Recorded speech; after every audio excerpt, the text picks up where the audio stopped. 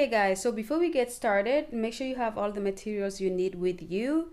For me, I'll be using these yarn. It's Bernat Softee chunky yarn. I call it red just because it is red to me, but I will get the actual color, the actual yarn color in the package that I have somewhere, or the label that I have somewhere, and I'll put it in the description box, as well as all the other information that you will need to know about this yarn. I will also be using this 8mm crochet hook, and we're using a big hook because the yarn is super chunky. And you will also need your scissors to cut your strands at the end. Okay, so let's get started.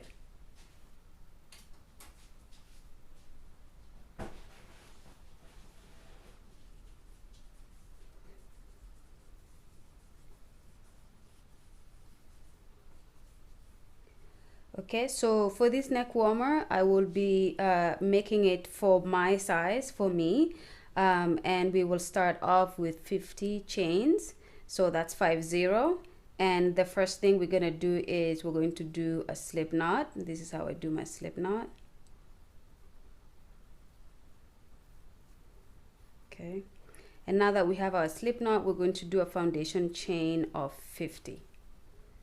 1, 2, 3, 4, 5, 6, 7, 8, 9, 10.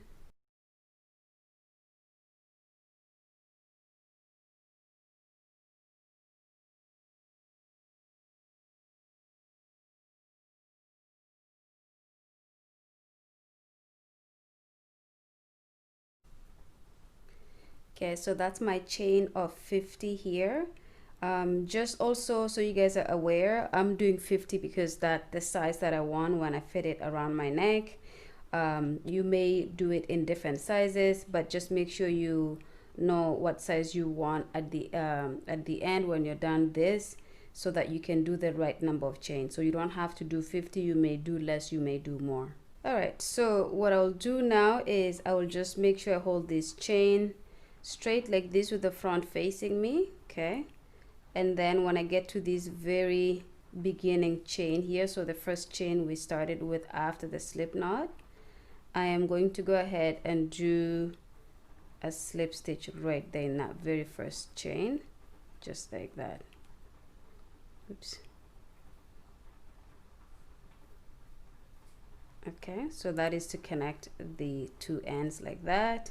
And then just make sure you hold your chain again, make sure it's not crooked, it's not twisted. Okay, and then on each chain going this way, we're going to do a single crochet going around the chain. Okay, so start with your single crochet just like that.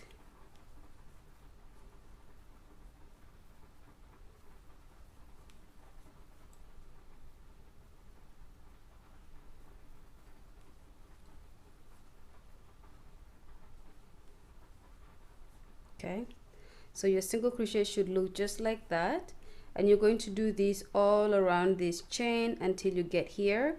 When you get to right here, come back and I'll show you how to join and how to start our next row. Okay, see you in a bit.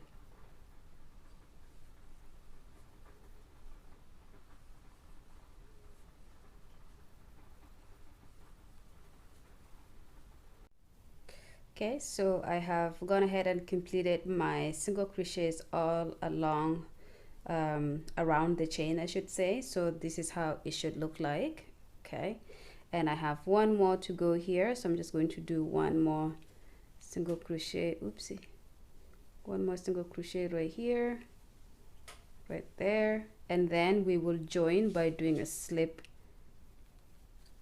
stitch right here, just like that. Okay, so we have just joined it like that, and this is how it should look like. So just make sure you're looking at your chain or your first round here to make sure it's nice and straight. Okay, and then you're going to go ahead and chain one, and then you're going to turn your work, so you're going kind of working back towards where we just came from. Okay, so we're working back this way in the circle, and what we're going to do here is we're going to do a half double crochet in each chain going across this way. So we're going to go into not this here, not the one where this chain is coming from, but this next one.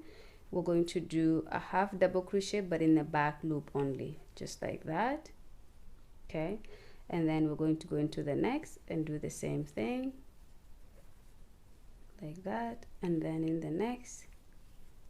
Okay, so we're going and creating the second row that is a half double crochet in the back loop only. Okay, so I would like you guys to go ahead and go around your circle by doing this exact same stitch, and when you get back to this area here, come back and I'll show you guys how to move on to our third row. Okay, see you in a bit.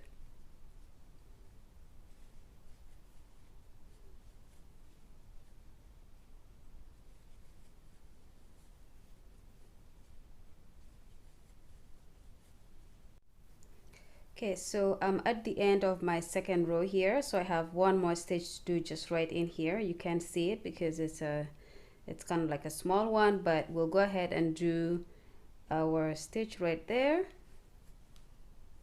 Okay, like that, and then we're going to go ahead and do the same thing we did in the previous row, which is to join it with the side, and we just go right on top of the last stitch and do a slip stitch like that. Okay, so this is how your second row should look like. This is how your neck warmer is starting to form itself. As you can see, it's not anything complicated. It's a very, very simple stitch. It's my favorite stitch. I use this for almost everything, and as you can see, starting to create this wave look here, and that's kind of what we're looking for. So again, like we did in row 2, we're going to chain 1, turn our work this way, so we're working backwards where we just came from, and you're going ahead to do the next row using the half double crochet in the back loop, just like we have been doing. Okay, and by the way, I just want to show you this quickly. So after I did my chain 1, I know you would be tempted to go into this chain right here, which is the closest one, and you can actually see this yarn coming from it here, but don't go into that one, because otherwise you will start to increase your work and you will start to see these kind of growing larger and larger, and that's not what we want. So we're going into this next one to your left. Okay, and you go into the back loop, you do your half double crochet, and then you go into the next loop or into the next stitch, do your half double crochet, and then in the next stitch half double crochet, and then this is pretty much what you're going to be doing until you have the size that you're looking for. Okay, so as you can see, this is our third row, and for my neck warmer I did 26 rows total, so I'm going to go ahead and do 26 off camera. You go ahead and do the length that you're looking for. Okay, so you go ahead and do the number of rows that you're looking to have for how you want your neck warmer to fit. You may even just do like a small one like that, and it just literally just covers your neck, but the longer upwards you go, the chunkier and kind of comfy it's gonna look, just like the one mine is. So for me, I will go ahead and do 26 rows, and then I will come back at the end and show you guys just how to kind of fasten off, and that will pretty much be it, because there's nothing else beside repeating row 2 for as long as you want your neck warmer or cowl to go. Okay, so go ahead and do that, and I will see you guys when you reach the number of rows that you're looking to get for your neck warmer. See you in a bit. Okay guys, so we are at the end here. I have done my 26 rows for this neck warmer, so I'll put it like this so you can see it in a long way. So that is pretty much the end of it. I am so sorry, I got carried away, and as soon as I reached the end, I kind of fastened it off and cut it off. But honestly, all you would have done is when you complete your 26 row coming in like this, you do you join it on this side just like we have been doing on every row. You do a slip stitch, you fasten it, you cut it off. So there's nothing more complicated than that, but I wish I had done that on camera. Sorry, I just kind of got carried away and I finished and I decided to just kind of cut it off. So this is pretty much how this neck warmer looks. So this is the other side, like this is pretty much where we have been working. I will eventually master how to make this line disappear, but for now it doesn't look that bad at all. But that's pretty much it. So this is how it looks like. I hope you guys have something similar to this. It's very nice and comfy. It's so soft because this is the Softee chunky Bernat yarn. And I think I will probably make a hat to match this, so look out for that because I love it so much and it's so warm. So it would be nice to do something else using the leftover yarn that I have on this.